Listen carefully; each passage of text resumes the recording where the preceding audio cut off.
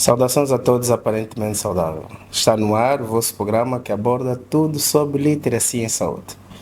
Aquele espaço que falamos sobre coisas sérias, mas de forma muito mais acessível. Eu sou Edgar Bucaça e vamos falar hoje sobre um tema sério que é difícil às vezes abordar sobre ele no momento atual, que na verdade vamos falar sobre os impactos da crise econômica na saúde física e mental da nossa população. Para este tema pertinente, bastante sério, eu trago para vocês dois convidados que para nós têm sido daqueles que vivem ou lidam diretamente com essas situações. Eu trago para vocês o Dr. João Caratão, que é psicólogo e lida diretamente com situações da mente. Dr. Caratão, seja bem-vindo mais uma vez. E também vou falar com o Michel Canivete, que é economista e que, na verdade, é especialista em contabilidade e auditoria, com foco na área de saúde. Seja bem-vindo, Michel Canivete. Muito obrigado. Nós é que agradecemos, sejam todos bem-vindos. Dois convidados de top que vão enriquecer esse nosso painel. E sem mais demora, nós vamos começar com este painel falando propriamente das infraestruturas de saúde, o acesso ao medicamento, à alimentação e doenças relacionadas à pobreza, acima de tudo. Dr. Michel, eu vou começar com o Dr. Michel. Como é que o atual cenário econômico, na verdade, compromete o investimento na saúde pública? Muito obrigado. Desde o ano 2017, nós fomos encarando as negociações por parte do Estado, mas que eu procurei levar com mais ênfase foi a questão da viagem que o Sr. Presidente fez na negociação com a China, procurando investimento para assegurar aquilo que é os gastos do Estado. Mas, contudo, eu posso dizer que, apesar de que a balança das dívidas aumentou a 85%, mas, contudo, eu vi a última publicação do meu secretário da Saúde, onde, em 26 de julho de 2024, ele dizia que o investimento sobre o orçamento no setor da saúde, investimento sanitário, foram de 180 unidades construídas e reabilitadas. Certo. Isto com o projeto de investimento público e o investimento dos projetos de intervenção sobre os municípios. Com tudo isso, eu quero aqui dizer que não podemos dizer que está tudo bem, porque a realidade está aqui à vista, mas nós também devemos respeitar que em curto espaço de tempo foi-se feito muita coisa, principalmente na saúde. Ok. Quer dizer que o setor da saúde tem sido privilegiado, de certa forma, naquilo que tem sido o mesmo com este impacto econômico. Certo, eu, por exemplo, tenho acompanhado os orçamentos. Certo. No princípio de cada ano, eu acompanho o acréscimo orçamentais. Ou seja, se em 2025 é 300, em cada ano está lá tipificado. Houve mais um acréscimo no setor da saúde, mas tem-se dito ainda, antes de eu ir para outra pergunta, tem-se dito ainda que, na verdade, o setor da saúde não tem sido tão privilegiado, visto que dentro daquilo que são os orçamentos gerais, para a educação e para a saúde deveriam ser os maiores bolos, mas não tem acontecido isso, na verdade. Sim. Isso é estatística. Certo. Isso é estatística. Quanto maior forem os recursos, maiores são as necessidades. Ou seja, nesse período em que o Estado angolano olha mais pelo investimento no setor da saúde, tanto infraestrutura como equipamento, a população também vai aderindo mais às unidades hospitalares. Certo. Conforme nós também levamos mais a comunicação, as comunidades, porque anteriormente ainda Existia muito tabu. Os hospitais existem, os medicamentos estão aí, mas as pessoas preferem procurar outros. Sim, o tradicional. O tradicional, normalmente com alguma frequência. Certo. Okay. Agora, é bem verdade que o Estado deve procurar sempre trabalhar e acompanhar a inflação. Certo. Há evidências que a crise esteja a agravar alguns quadros de doença crônica ou mesmo infecciosa ou psicológica, Dr. Caratão? O que nós vamos assistindo é que, em termos de investimento, como dizia, nós temos visto que há investimento. Sentir que existe uma melhoria, de facto, na atenção da saúde da população, eu penso que mesmo assim este investimento não está a conseguir fazer face. Aquilo que são as necessidades da população? Sim. E tivemos um aumento muito grande da população. E as infraestruturas do país não conseguiram acompanhar este aumento. E não é só na saúde. Em várias áreas. Em tudo. Eu penso que em tudo. Nós de facto, e seria muito difícil crescermos à velocidade que a população cresceu e às necessidades da população. Acredito que estamos a falhar naquilo que são as necessidades básicas.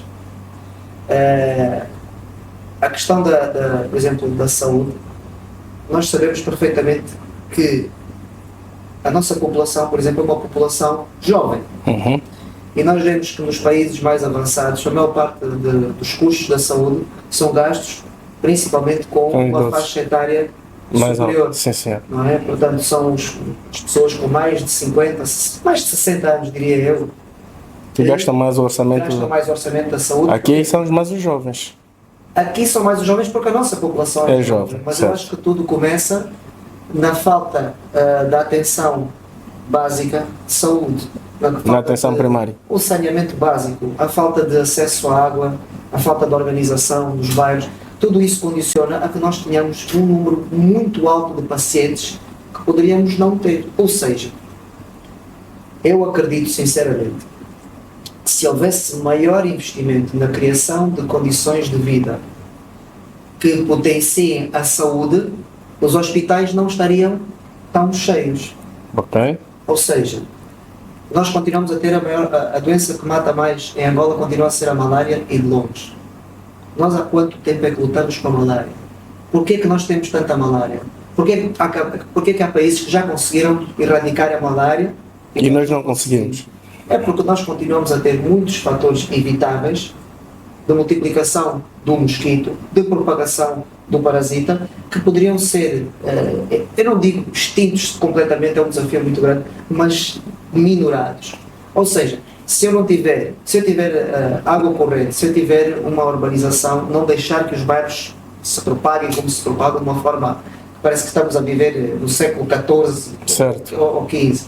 Se nós tivermos mais educação para a saúde, então nós vamos ter menos pessoas doentes. Se nós tivermos menos pessoas doentes, então as estruturas que existem, sejam físicas, sejam em termos de recursos humanos, já vão estar mais capazes de lidar com um número que será mais reduzido. Portanto, eu acredito sinceramente que, ainda que seja de louvar o investimento que tem sido feito na saúde em termos de construção, falou em 180 unidades inauguradas, dia 26 de julho de 2024. Exato. Agora, se nós continuarmos a ter um aumento da população como estamos a ter e não assistirmos ao aumento da qualidade de vida das pessoas, então o que é que nós vamos ter?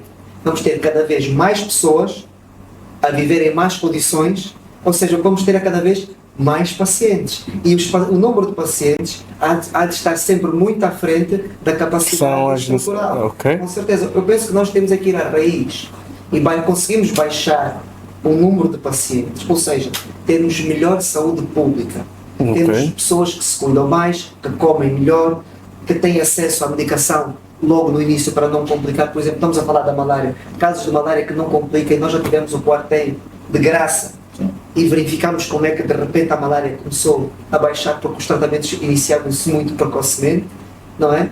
E perdemos uma série de ajudas, é verdade, mas o que eu continuo a verificar é que nós continuamos a ter muitos doentes. Nós não podemos ter tantos doentes, não há estrutura que aguente tanto o paciente, e tudo começa em casa, na higiene, nas condições de vida. O Dr. Caratão frisava que, pronto, e o Michel, frisavam que a maior parte houve muitos investimentos em 2024, né, em termos de saúde. De 2017 a 2024. Mas me parece que esses investimentos, a maior parte parece que foi no nível terciário. Eu gostaria, me parece que o nível de base quase que não foi muito investido. Não estamos a falar propriamente no saneamento básico, que percebemos que para melhorarmos a nossa saúde em termos, de uma forma geral, não é só as infraestruturas. Estamos a falar, como dizia muito bem o Dr. Caratão, estamos a falar de outros aspectos sociais que também devem ser melhorados. Mas, em contrapartida destes investimentos que lá foram feitos, parece que a maior parte desses investimentos econômicos foram mais para o nível terciário. Acabamos por fazer hospitais grandes, mas quase que não se viu muito na base, como dizia o Dr. Cartão, que é preciso pegar na base. Não vimos os centros serem reabilitados, não vimos os centros serem equipados, estamos a falar de centros de saúde, as unidades do nível primário. E então, será que isso também não esteja a influenciar que como dizia o Dr. Caratão, ter muito fluxo de pacientes ainda nas unidades, porque a base não está sendo verificada? Ok. Eu posso ser ainda um pouco mais profundo. Ok. Nesta entrevista, publicação do Jornal Nacional, onde o primeiro secretário frisava que foram inauguradas de 2017 a 2024 180 unidades sanitárias, ele frisava que 93% é do nível primário, o restante é do nível terciário e secundário. Nós acompanhamos também a reabilitação do Dom Cardeal, do Alexandre. Temos o Hospital Sanatório do Hospital Provincial do Ambo.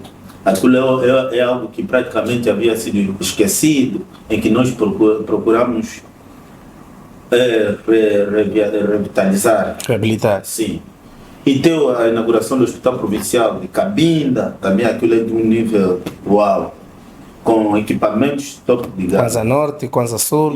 Então, estes são de um nível um pouco mais do terceiro nível, com equipamentos e especialistas também capacitados. Agora, em questão desde o investimento e a evolução da população em critério de taxa de natalidade, esta também é outra questão que deve ser revista. Porque se nós analisarmos no nosso cotidiano, perguntamos a um cidadão que é desempregado, que tem mais de 7 filhos, mas é desempregado. Sim, 7 filhos, é desempregado. Mas a minha pergunta é, ali, é questão de Estado ou é questão de consciência? Nós temos questões em que a taxa de natalidade descontrolada também descontrola a própria gestão. Nós temos mais de 7 filhos em casa. E nós não controlamos ninguém. Nós não sabemos como é que as coisas estão organizadas dentro de casa, porque cada um vem em cozinha. Nós devemos saber primeiro, até 2040, qual é o índice, qual é o cidadão que nós teremos em 2040, questões econômicas. Para chegarmos até lá, o que é que nós devemos definir nesse percurso? Vamos controlar a taxa de natalidade e partir por uma taxa de natalidade. Ninguém vai pegar uma pessoa que ganha pelo menos 1 milhão de kwanza e dizer que você obrigatoriamente só tem que ter 2 filhos. Ninguém vai aceitar. O que tem 1 milhão não vai aceitar, nem aquele que não tem condições. Mas o que é que nós devemos fazer? Rever as leis, alterar as leis. Este é o meu pensar. Alterar as leis e determinar, dizer o seguinte, olha, até 2035, todos os cidadãos terão de ter o mínimo 2 filhos até o limite do ano 2040. Contudo, quais são as garantias dessas pessoas que têm condições? A China, quando era praticamente pobre e ele teve que alterar radicalmente e ter um único filho, os ricos faziam filho nos outros países, mas não entravam da própria China. Os pobres obedeciam, mas isso deve ser acompanhado com a estatística. Quando eles notaram que a população face o produto interno bruto era superior, então tiveram que alterar novamente as leis, voltar 2 filhos. Porque isso é questão de estatística. Nós continuamos com a taxa de natalidade descontrolada, investimento público constante, nós vamos continuar sempre. Construção de escola, construção de hospitais, asfaltos todos destruídos. Por quê? Porque nós estamos a dar tiro no escuro. Nós precisamos primeiro saber onde é que nós estamos atualmente e onde é que nós queremos chegar. Com este povo que nós achamos que são pobres, conforme o doutor Caratão acabou de dizer, as construções na vertical, na horizontal, o Estado não consegue controlar. Mas será que não devia? O Estado não consegue controlar. Simplesmente assim. Então eu iria perguntar, então quais são os grandes desafios para a gente poder manter ou para a gente garantir um atendimento básico à população? Que eu acho que é o que está no cerne da questão, em termos econômicos, em termos de melhoria da qualidade de saúde. Sim. Eu acho que temos aqui alguns desafios que é preciso que sejam feitos ou que sejam verificados para que seja garantido, na verdade, aquilo que é o atendimento básico à população. Ok. Atualmente, os hospitais, os orçamentos fazem cobertura às necessidades da população. Atualmente. O que está por trás disso são os gestores que ali estão sentados, que não definem metas e planos.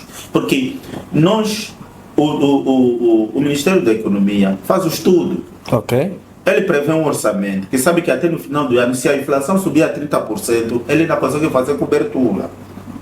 Ok. Nós devemos saber, junto com o Departamento de Estatística das Unidades Hospitalares, não pode ser esquecido. Porque nós analisamos quantos hipertensos, por exemplo, são devolvidos quando estamos a fazer um trabalho de cirurgia. A tensão subiu, ok. E é deitado assim. Ele é diabético. As condições econômicas dele são baixas. E por exemplo, às vezes está no nível de insulina. Ele não consegue constantemente ficar a comprar insulina para voltar. Temos um cego na rua e temos um doente também na rua. Se as unidades hospitalares fazem levantamento, em cada exercício econômico, fazem um plano. Atendemos insulina de forma gratuita para os pacientes que apresentam os níveis, cadastram. Tiram um cadastro desses pacientes. Porque tem políticas que não dependem diretamente do nível nacional. Okay. É nós próprios, a empatia que nós temos pelo paciente. É que enquanto gestores, nesse caso. Nós, enquanto gestores, analisamos essas questões. Porque se alguém na rua fazer acidente alimentar no bloco, será operado. Então significa que essa parte está totalmente garantida. Está garantida. Certo. Porque qualquer cidadão, um acidente na rua vai para o hospital, é atendido. Essa parte está garantida. Mas agora as doenças silenciosas, isso é questão de gestão. Eu faço uma estatística, o ano passado tivemos mais de 17 mil hipertensos. Okay. Voltando, o que significa que não houve operação porque aquele cidadão voltou. Okay. Os próximos anos, para nós termos um sucesso, é garantir que aquelas pessoas que mostraram aquela patologia que levou com que eles não fossem submetidos à cirurgia, seja já salvaguardado. Doutor Caratão, os grandes desafios. Eu penso que o grande desafio é mudar a dinâmica, a postura de estar constantemente a tentar remediar o efeito e começar de facto a resolver as causas. Por exemplo, nós estamos a viver neste momento esta situação da cólera. Quem é que está a morrer com cólera? São os desnutridos, ou os subnutridos, ou são aqueles que têm doenças secundárias crónicas que não tratadas? Não estou a dizer que todos, mas a grande parte das pessoas que estão a morrer com cólera não são as pessoas bem nutridas, bem alimentadas. Sim, quando eu digo bem nutridas, bem alimentadas, com condições sociais estáveis. Mesmo aqueles que apanham a doença, mas resolvem. Então, mais uma vez, infelizmente, a cólera está-nos a mostrar não só a nossa debilidade em termos de condições básicas de vida, porque deveria ser possível controlar, mas não é. Porque continua a ceifar muitas vidas. Os vetores continuam presentes, não é? Certo. E por outro lado, continuamos a ter pessoas que se apanham cólera são as mesmas que vão morrer com malária. Eu peço desculpa dizer assim, mas se apanhar uma malária complicada, também vão morrer. Ou seja, é um problema de base. É um problema de base de alimentação e de acesso à saúde também. E economicamente, como é que podemos resolver isso, doutor? Eu penso que economicamente, quando dizia, por exemplo, a questão da sobrepopulação, de que as pessoas, normalmente as pessoas mais pobres são exatamente aquelas que têm mais filhos. Sim. E nós temos uma classe angolana que vai crescendo, não sei se em proporção, mas em número, de uma classe já mais educada. E nós não vamos encontrar esses 7, 8, 9 filhos em pessoas com uma educação mais avançada. Eu falo com os meus alunos, não é? E aquelas meninas e aqueles meninos de 20, 22 que estão ali a estudar na faculdade, nem lhes passa pela cabeça ter um número elevado de filhos. Todos eles estão unânimes em dizer que não, eu quero ter 2, 3 filhos. Porquê? Porque eu quero que o meu filho vista bem, coma bem, vá a uma escola boa, ou seja, eu quero ter 3 filhos de qualidade em que eu tenho tempo para eles. Eu não quero ter 9, que nem sei qual é o aniversário ou nome de um ou do outro, e que muitas das vezes nós ouvimos dizer, não, tenho que ter muitos filhos porque já sei que vou-se perder 1 ou 2.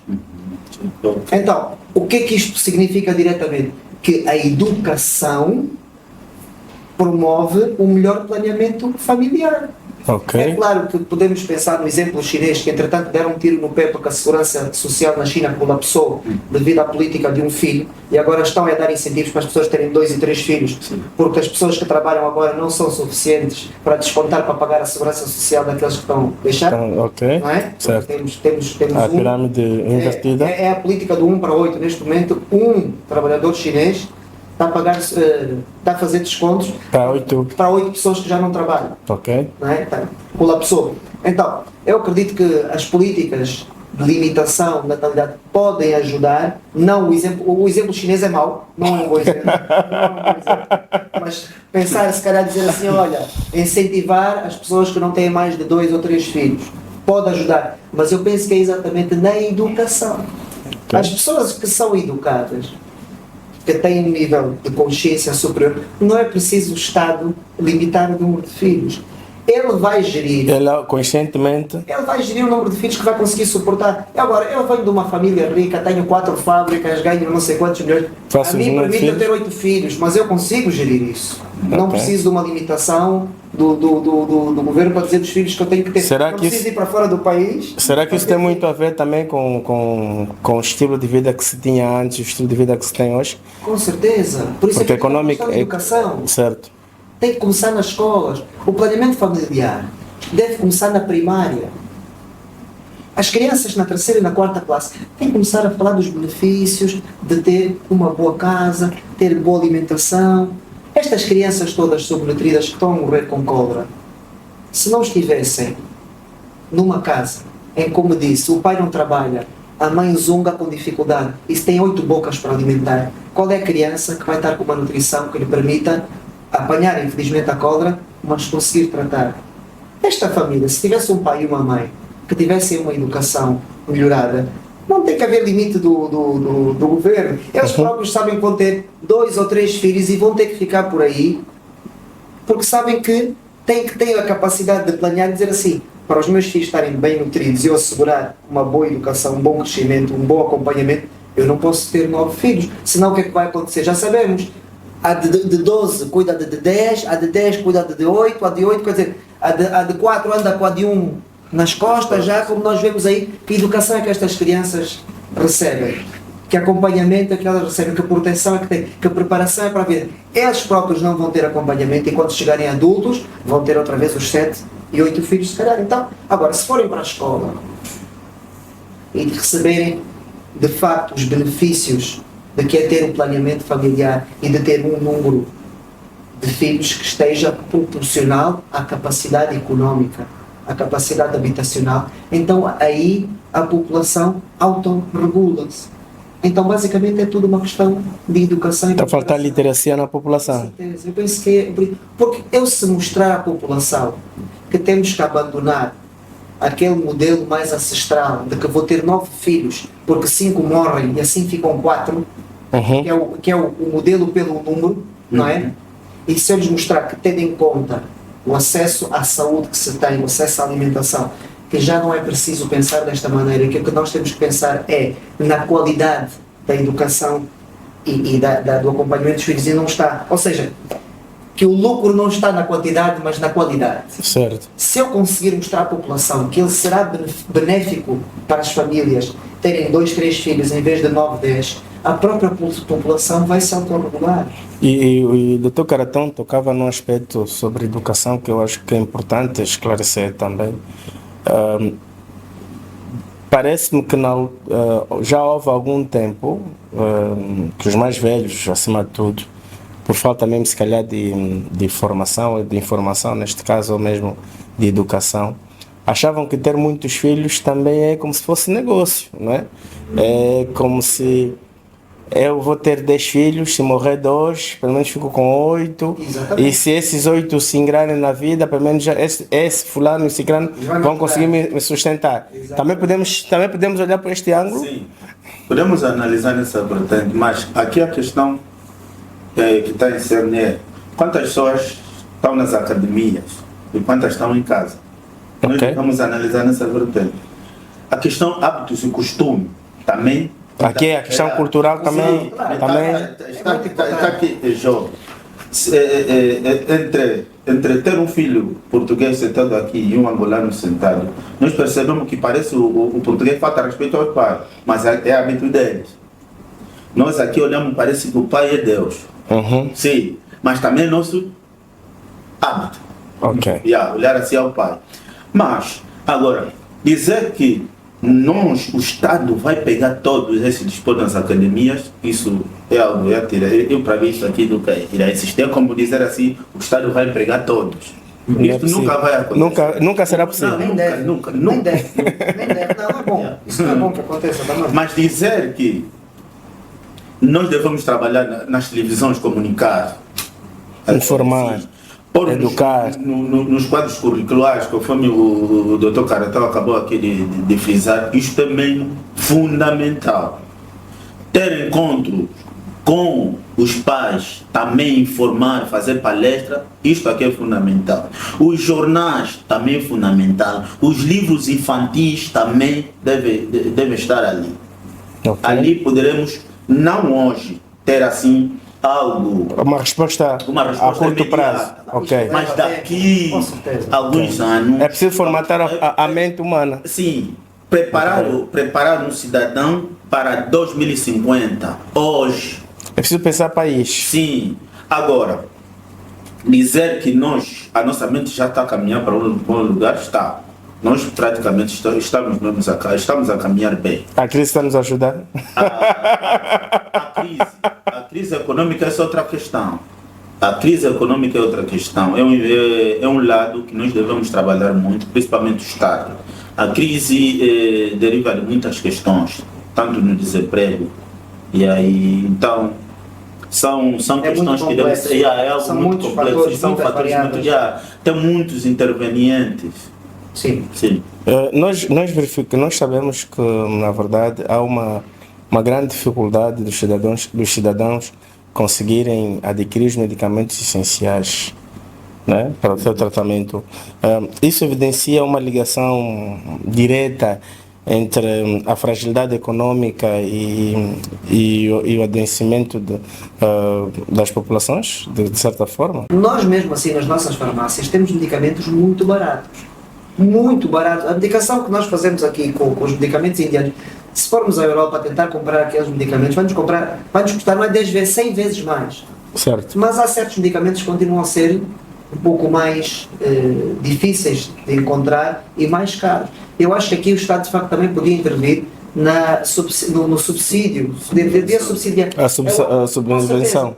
Por exemplo, um paciente vai ter com o Dr. Bocassa, tem glaucoma. O Dr. Bocassa, como médico, diz: não, de facto, este senhor sofre de glaucoma, a receita e tal. Ele tem que chegar à farmácia, a farmácia está num sistema nacional integrado, certo, e diz para saber que aquele senhor já foi, como se faz com o HIV, como se faz com a tuberculose, aquele senhor foi buscar aquela medicação para o glaucoma. Porque é o seguinte, Dr. Bocassa, eu acho sinceramente que há certo tipo de medicamentos, eu não estou aqui à vontade o suficiente para saber quais, mas há muita medicação que, se fosse gratuita ou subvencionada, os pacientes tinham acesso a ela e não agravavam. E nós temos experiência, porque já andamos nesta coisa, trabalhamos nos hospitais e o doutor também, que nós sabemos perfeitamente que é muito mais barato estar a distribuir medicação barata ou gratuita do que estar a tratar complicações nos hospitais. Um paciente que tem, por exemplo, hipertensão, que tem que fazer medicação para hipertensão o resto da vida dele, e vai dizer assim, o Estado vai subvencionar o resto da vida. Vai, porque este paciente, cada vez que vai apanhar uma crise hipertensiva, que se calhar vai apanhar um AVC, se calhar vai ter uma complicação cardíaca qualquer, é muito mais custo para o Estado estar já a tratar do que prevenir, a cuidar do efeito, do que estar a trabalhar na causa. Não é? Nós, quando temos a água a pingar dentro de casa, nós vamos reparar o teto falso ou vamos reparar o telhado? Vamos reparar o telhado. Certo. E eu penso que nós continuamos aqui mesmo, não é só na saúde, mas estamos a falar aqui de saúde principalmente, e até de saúde mental. Nós continuamos a investir muito no tratamento do efeito e menos no tratamento das causas. As coisas reparam-se tratando a causa e não o efeito. Dr. Michel, o Estado angolano, acima de tudo, será que tem ou não tem, no seu ponto de vista, tem ou não tem essa possibilidade de subvencionar esses fármacos ou esse atendimento a esses pacientes? Porque, na verdade, percebemos que isso é de extrema importância. Até porque, não fugindo da pergunta, há quem diz que, pronto, nós sabemos que o nosso sistema de saúde é totalmente gratuito, segundo a lei, certo? E, na verdade, o que fica muitas vezes... que se questiona muitas das vezes é pelo facto de que só não melhoramos o nosso sistema de saúde porque nós não pagamos ou não temos os tais seguros e outras coisas, porque nas economias mais desenvolvidas quase todo mundo paga a saúde. Nós, será que enquanto estivermos nessa questão de gratificação vamos conseguir sair dessa situação? Até porque a nossa população não tem possibilidade de custear a saúde, que aqui são essas situações todas que nós temos que começar a olhar. A nossa população não só uma coisa que nós temos aqui em Angola, vai ao hospital... É aí onde eu ia chegar. Nossa saúde é tão gratuita que se um estrangeiro for à unidade hospitalar, ele é observado a custo zero. Sim. Na Namíbia, estamos a falar daqui países um bocadinho mais desenvolvidos, e aqui ao lado, Namíbia e não só Portugal, que são os países que normalmente angolanos frequentam, o estrangeiro não é observado em nenhum momento se tiver algum problema de saúde, se não tiver seguro de saúde acima de tudo. Sim. Mas nós aqui não. Já tivemos situações até que o chinês quer corromper, doutor, é quanto? Né? Porque ele acha que tinha que pagar e nós não, é custo zero. Gastou sutura, gastou luva, gastou medicação, gastou cirurgia e é custo zero. Será que isso não esteja a influenciar economicamente para poder suportar esses gastos que essa população com doenças crônicas deveria ser resolvida? Olha, essa aqui é uma questão difícil, porque eu digo sempre, não exige ao seu filho a contribuir em casa enquanto ele não tem emprego. Nós não podemos dizer assim aos pacientes que nós vamos pegar os outros, aquilo que é o guião dos outros países e trazer na nossa realidade. Nós devemos sentir que a taxa de desemprego foi a 10%, ok? Ou seja, 99% da população é empregada. Ok. Muito bem. Depois nós alteramos as leis, como sob retorno dos valores que estão ali no mercado. Porque tem coisas que devem andar de forma progressiva. Primeiro emprego, depois alterar as leis. Nós não podemos, até agora, o Estado faz o que faz, mas mesmo assim o povo não sente. O povo não sente. Por quê? Porque nós fizemos a lei de forma gratuita e aquilo já está na mente deles, que aqui é outro para o hospital vai dar aquilo e vai dar aquilo. E não exija, por exemplo, a um cidadão que vem de lá do exterior. Sim, aí, não, aqui de um dos municípios, vem para cá com 1000 kwanza. Pode ser que lá o próprio 1000 kwanza do transporte já pediu aí nos filhos, os filhos já deram ali as suas bocas, mas dando o dinheiro e chega aqui e diz assim: a receita está aqui e tu regressas para fazer a medicação. Mas o que é que nós devemos fazer? É olhar para o paciente, até os médicos fazem isso, olham para o paciente e prescrevem. Quando olham para o paciente, é assim uma pessoa como o Dr. Caratá, ele diz: você vai cobrar tudo português, Sim. você não sei o quê, você vai não sei o quê. Quando olha para o perfil do paciente, sim, de base, ele já também aqui faz os cálculos, aqui. Aquilo é questão, já é questão de consciência, é algo porque as pessoas estão dentro daquilo que é a gestão pública e analisam o paciente e as capacidades, porque aquilo é uma presunção, as capacidades financeiras que possivelmente este paciente tenha. Mas para nós pegarmos aquele padrão dos outros países, nós ainda estamos aquém. Tem muita coisa Que deve ser resolvido. que deve ser resolvida, conforme o Dr. Caratão já acabou de explicar há pouco. É saneamento básico, estruturação do país. Então, tem muita, trazer as coisas, muita coisa que deve ser feita. Primeira coisa que nós devemos trabalhar é Angola, é a produção interna. Depois da produção interna, o Instituto Nacional de Estatística não deve ser uma instituição meramente só precisa no momento do recenseamento Do censo. do censo populacional, não, que seja um olho do Estado. A taxa de mortalidade, a taxa de natalidade, o número de desemprego, como é que estão as empresas. Então essas coisas devem andar de uma forma intrínseca, não podem andar de costas dadas. Por quê? Porque nós precisamos saber desde 2000 até agora, quantos foram empregados e quantos foram desempregados. A taxa de índice, há mais desempregados ou há mais empregados? As empresas fecham. Quantas empresas fecham e por que fecham? Nós devemos saber isso. Porque uma empresa fecha, nós não devemos olhar simplesmente o Dr. Caratão tem uma empresa e fechou, olhamos que o Dr. Caratão está pobre. Quantas pessoas dependiam para sustentar a sua família só pela empresa do Dr. Caratão estar aberta? Nós não devemos olhar, simplesmente fechou. O Estado deve olhar, ir para lá e saber os porquês que aquela empresa fechou. E o que ele valia naquela comunidade. Não vamos deixar que uma padaria feche lá na aldeia por falta de combustível, de corrente elétrica. O Estado tem que intervir porque então alimenta a população. Nós não estamos a encontrar uma gestão de controle tanto do setor privado do setor público.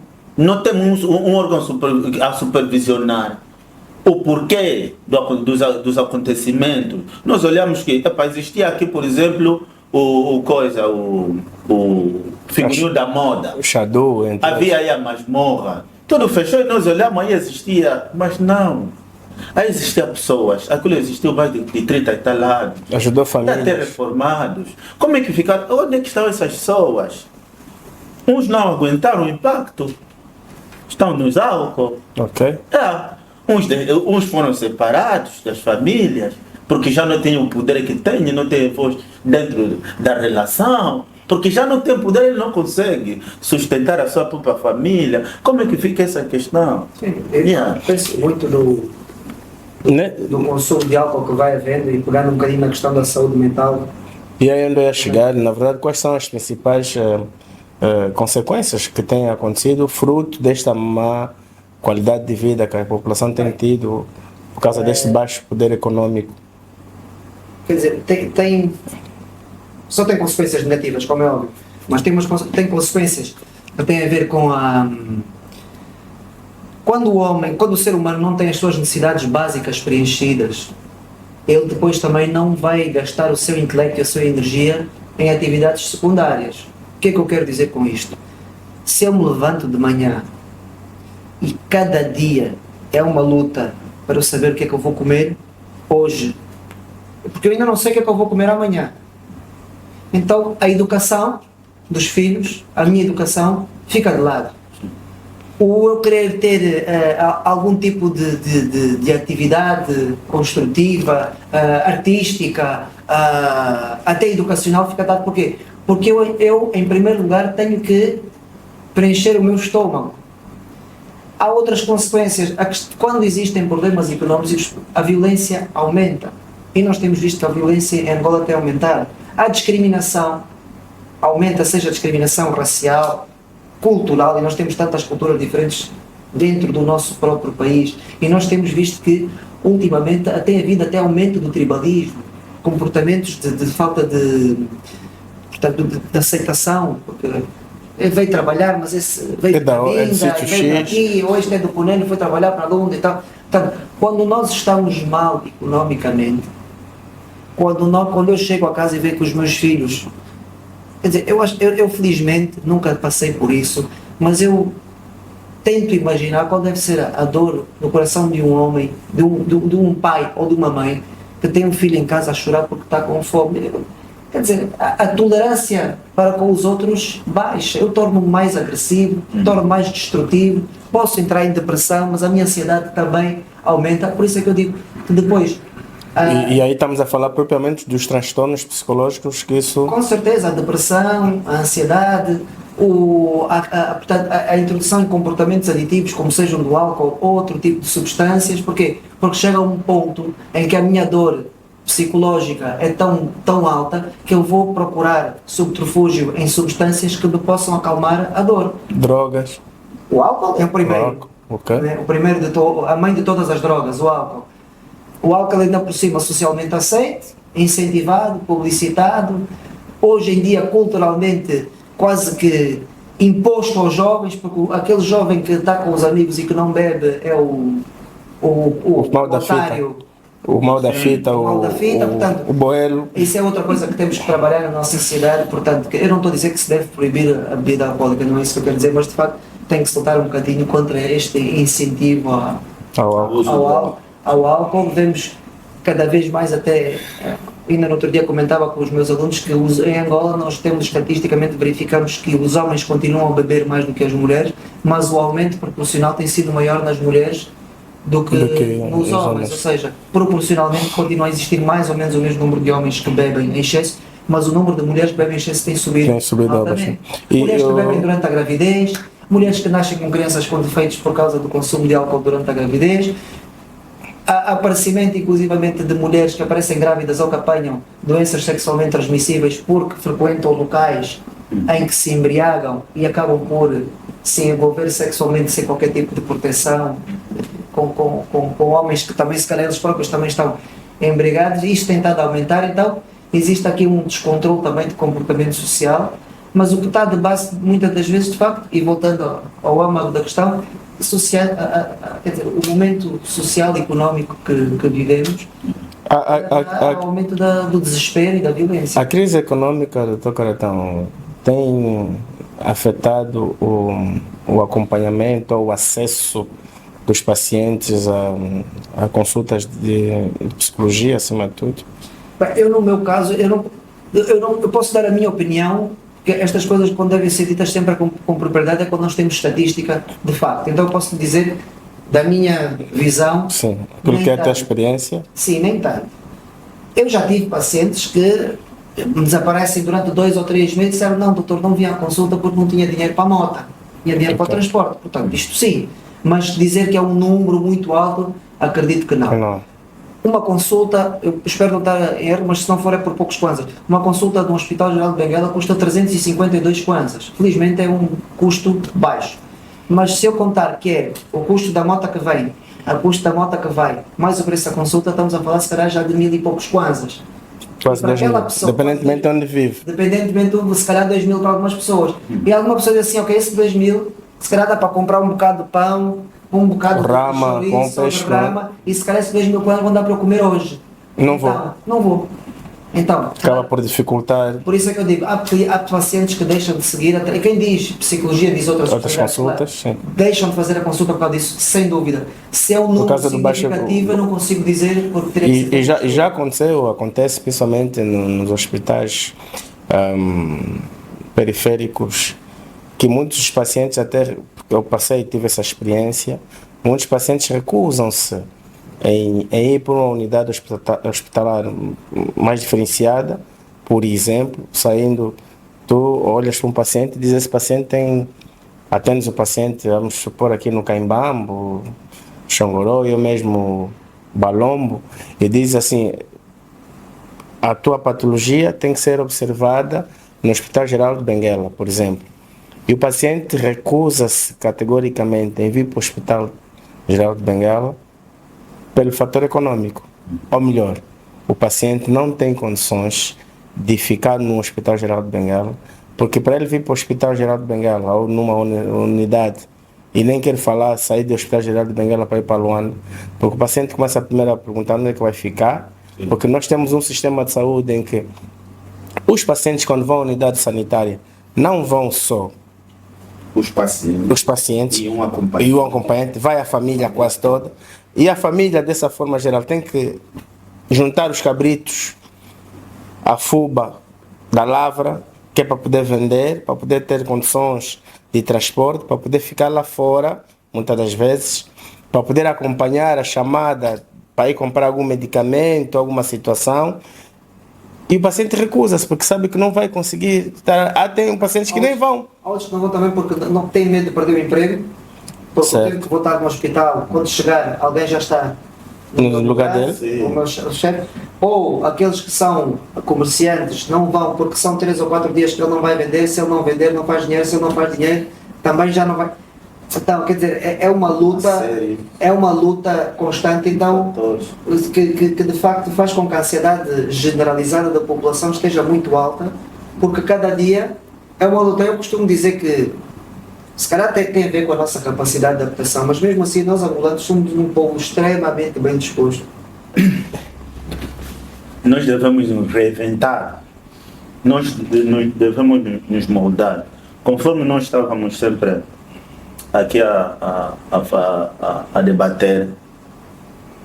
Nós primeiramente devemos saber nesse preciso momento como é que nós estamos, o que é que nós rendemos, porque não podemos exigir muito de nós aquilo que o Estado não dá.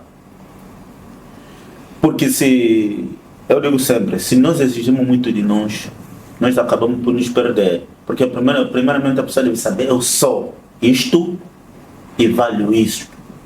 Mais do que isso, já não posso. Então, nessa crise econômica em que nós nos encontramos, é válido para todos. Até o de baixo sente. Não importa se tu ganhas 3 milhões ou 4 milhões, 20 milhões, também sentes que estamos em meio de uma crise. Porque se comprava 7 sacos de arroz, já não entra. Agora só entra 3. Que é o que comprava um saco, agora compro 10 quilos ou 3 quilos. Mas ainda o pessoal se alimenta. É só baixar as quantidades e as pessoas mantêm-se vivas. Não podemos procurar viver a vida do outro. Porque quando nós procuramos viver a vida do outro, quem sofre?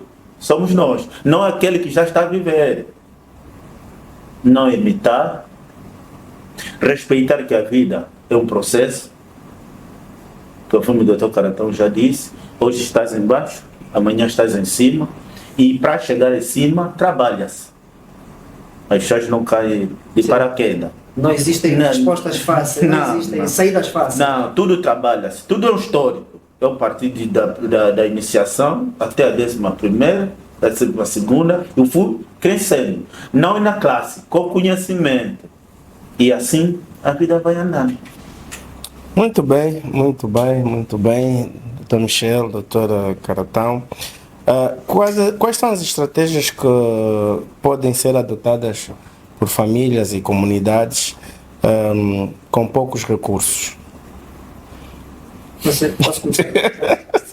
Bem, em primeiro lugar é ter a perfeita noção de quais são os seus recursos e tentar fazer aquilo que é um planeamento, porque de facto depende um bocadinho também de quando falam em poucos recursos. Há poucos recursos e há pouquíssimos recursos, não é? Certo. Mas não há dúvida nenhuma que uma gestão inteligente vai ajudar sempre. Não consegue, as pessoas aqui também...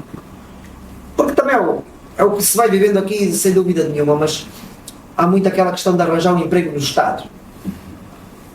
O Estado é que garante... O Estado é que tem que garantir o emprego. E de facto nós temos uma massa... Não, e outros, para além de garantir o emprego, o Estado também é que garante, muitos não pensavam assim, que é que garanta a reforma. Sim. Quando na verdade não é bem isso, né? O que eu penso é que as famílias também, hoje em dia, e vamos vendo isso acontecer, mas eu penso que tem cada vez menos a pensar no trabalho do Estado, mas começar também a ter as suas próprias iniciativas, as suas próprias empresas, ou seja, aquilo que se fala hoje em dia de ser empreendedor, de ser... Bem, o nome mudou, mas continua a ser a mesma coisa. Acho que pessoas com poucos recursos têm que imaginar os seus próprios negócios, as suas próprias fontes de receita e não estar à espera do emprego do Estado ou de outro lado qualquer, mas começar a ter as suas próprias iniciativas. Mas indo para aí, Dr. Michel, vemos aqui a ideia que muitas das vezes as pessoas querem se reinventar, mas as políticas que o Estado tem não ajudam também, Dr. Michel. Sim. Dizer que todo mundo quer ter a ideia de que entrar no Estado é melhor, é a insegurança que existe no controle do setor privado. Certo. Subentende que entrar no Estado eu aí estou garantido, porque essa empresa nunca fecha. Exato. Yeah. Mas o encerramento das instituições do setor privado, o Estado vê, estatisticamente. Uhum. Então, por que as empresas fecham? Isso eu não sei. Eu não posso dizer aqui coisa que não sabe. Que não sei. Mas o povo vê que o fulano, o papai está desempregado porque a empresa fechou, mas o Estado não faz nada. Nem recupera, porque a própria lei de recuperação das instituições existe. Os processos devem caminhar e o Estado subvencionar aquelas instituições. Se existisse uma garantia, eu creio que quando publicasse concurso público ao Estado, um ou outro que vai, até seriam os preguiçosos que iriam para o Estado. Falando nisso de Estado, só para terem uma ideia, por exemplo, no Brasil, que é uma realidade que eu conheço bem, os profissionais de saúde, acima de tudo, raramente querem trabalhar para o SUS, que é o Sistema Único de Saúde. A maior parte quer abrir o seu consultório, quer trabalhar numa privada, ganha melhor fazendo o seu trabalho individual ou num privado que está diretamente ligado, às vezes, com o Sistema Único de Saúde. E depois, outra questão econômica, o funcionário do Estado não tem vida estável. Não fica rico. Estado, não fica rico. Não fica. Não. Simplesmente assim, é mais fácil pegar um do setor privado e ser rico do que um funcionário do Estado. Porque a desvalorização da moeda parte desde a publicação dos salários da função pública. Aí automaticamente os preços disparam. Mas agora me pergunto, um funcionário da saúde, da educação, inflaciona o mercado, mas um da AGT não inflaciona. Por quê? Ok, boa pergunta.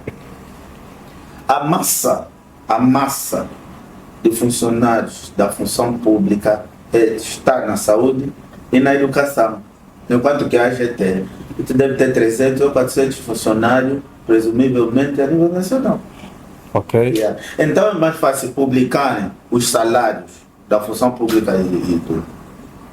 e da educação e da saúde. Nunca vimos salários da AGT, né? Alguns subsídios da AGT estão publicados aí nas coisas. Já vimos o Instituto Nacional de Concorrência de Preços? Não. Já vimos o salário do homem do curso da Bolsa de Valor? Não. Então são questões que nós devemos encarar da seguinte forma. Bons profissionais, principalmente isso é uma realidade, é Luanda. Os grandes especialistas e bons, quando vão para Luanda, querem trabalhar na Indiama, no Girassol, sítios assim onde o salário é muito alto e nós perdemos os profissionais. Nós às vezes pensamos quando o doutor Bucasso, o doutor Caratão sai daqui porque está me fazendo muita pressão, o doutor Caratão parece que sabe mais do que eu. Quando vai para Luanda, eu parece que sinto-me assim aliviado. Já não tenho mais o doutor Caratão aqui, eu tenho que consigo andar. Mas a questão não é eu encarar nessa vertente. Eu encarar que a população perdeu. Sim. Mas um técnico se foi. Como aconteceu com muitos quadros a nível de Benguela. Sim, há muitos anos que é assim. E eu propriamente não vou fazer cobertura desse pessoal. Quer dizer, em vez de arranjar forma de reter o quadro, nós procuramos afastar o quadro. E depois dizem que toda a gente quer ir para o lado. Claro. Tá a ver? Então, tem muitas questões, conforme o doutor Caratão disse, a cultura e o hábito. Este ambiente que nós estamos a ter, subentende-se que nós tivemos praticamente a mesma educação. Foi o trabalho dos nossos pais para mantermos essa conversa harmoniosa. Ok. Yeah. Porque, independentemente do comportamento de cada um, aqui no nosso interior, tem algo que é comum entre nós. A educação, o respeito. Tudo aqui foi um padrão. Sim. Mas isso não passou pelas escolas. Família. É a família que trabalhou. Trabalhar o miúdo que vai servir para a sociedade. Que seja um padrão na sociedade. É na família. Nós agora, nós vivenciamos situações de que o pai vê a filha vir com um iPhone de quase 1.200.000. 1.200.000. Não questiona. Ele não questiona. Quando é que a filha tirou, não devolve, não orienta para devolver, conforme eram nossos pais. Ele consente. O que é que você está consentindo? Nenhuma pessoa de 19 anos consegue comprar um iPhone de 1.200.000 e dar na namorada. Ok. Yeah. Quando apareceu um cidadão da faixa etária dele e que deu o iPhone há bastante tempo e ele já tem consentido, o que é que ele faz? Vai fazer o vídeo de marcador. Como se não tivesse a ver. Isso já não é problema da miúda. É problema da educação do familiar. Pai. Eu lembro-me, falando nesse aspecto, eu lembro que eu levei uma surra enquanto miúdo.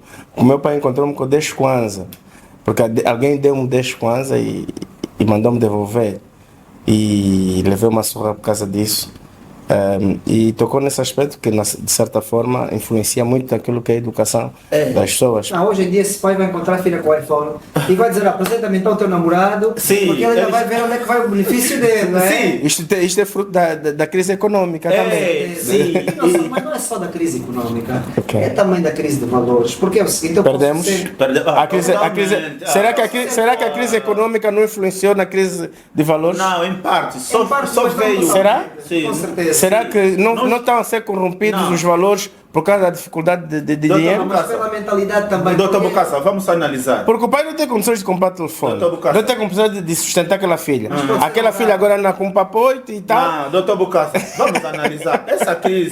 Essa crise que está indo melhorando, já existiu. Em 1996, se o doutor Bocassa se lembra. Certo. Estávamos mal. Pior.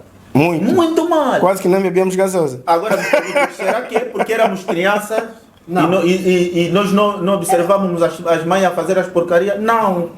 Era algo que quer dizer, é algo padrão. Você falta respeito no vizinho, surra. Ele vai te levar até o seu pai. E o teu pai não pensa que chegar o pai vai perguntar. Não. Vai perguntar depois. Primeiro ainda te aumenta a surra. Agora o que é que acontece?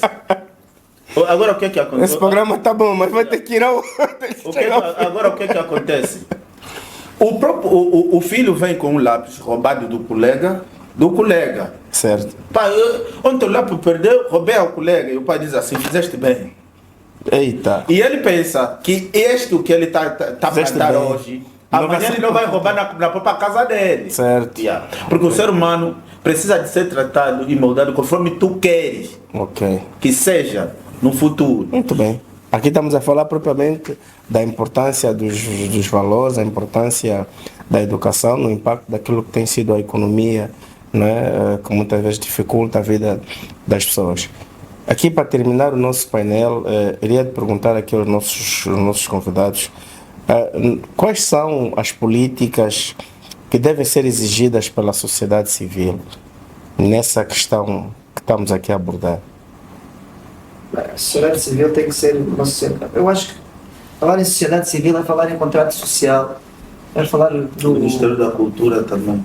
Sim, do Ministério da Cultura. Mas eu até diria, se calhar não ia tanto para eu continuo a achar que a sociedade civil tem responsabilidades porque o próprio Estado é uma ferramenta da sociedade. Sim. E não o contrário. Então eu acho que cada um de nós tem que, no seu dia a dia, na sua conduta, ter comportamentos que valorizem o ser humano, que valorizem a educação, que valorizem o respeito ao próximo. Eu acho que isto é a coisa mais importante. Como dizia o Dr. Michel, isto aprende-se em casa. Então, voltamos àquilo que dissemos no início desta conversa. Importante é que as famílias façam bons investimentos dentro de casa, que não primem pela quantidade de filhos, mas pela qualidade da educação que lhes dá. Porque isto é óbvio que toda a gente sabe isto, que a família é o pilar da sociedade. Então o que é que a sociedade civil tem que fazer? A sociedade civil tem que educar, saber se comportar, porque o meu benefício, e se eu tratar o Dr. Michel bem agora, amanhã ele me está a tratar bem também. Mas infelizmente o contrário também é verdade. Se eu maltratar, vamos dizer assim, sim, Dr. Michel, amanhã é ele que me vai maltratar. Então os comportamentos são recíprocos e nós temos que voltar àquilo que éramos, porque de facto já fomos uma sociedade mais respeitadora, mais educada, com valores morais mais altos e hoje em dia desinvestidos em troca do consumismo e do dinheiro. Então o que é que a sociedade civil tem que fazer? Se calhar tem que fazer um retorno às origens em termos de educação e valores. Muito bem. Dr. Michel, que políticas é que nós podemos, políticas públicas devem ser exigidas para que tenhamos melhor qualidade no serviço de saúde? E nós temos um serviço de saúde, praticamente, nós não podemos dizer que vamos atingir 100%, praticamente regulado. Em princípio, nós devemos criar um órgão fiscalizador, porque nós não podemos simplesmente pegar o orçamento e entregar. Como é que está a ser gasto? Devemos fiscalizar melhor as receitas do Estado. Sim, a que nível o povo está a ser atendido? Porque nós não podemos, conforme estávamos a dizer ao princípio, nós não podemos passar simplesmente a evitar infraestrutura. Enquanto que o paciente lá dentro não tem medicamento. Não. Okay. Deve existir um equilíbrio entre manter o local asseado e as condições do paciente criada. Porque eu digo sempre, o hábito faz o monge. Quem muito confia acaba por se arrepender. Eu sou sempre assim. Okay. Não confia tanto.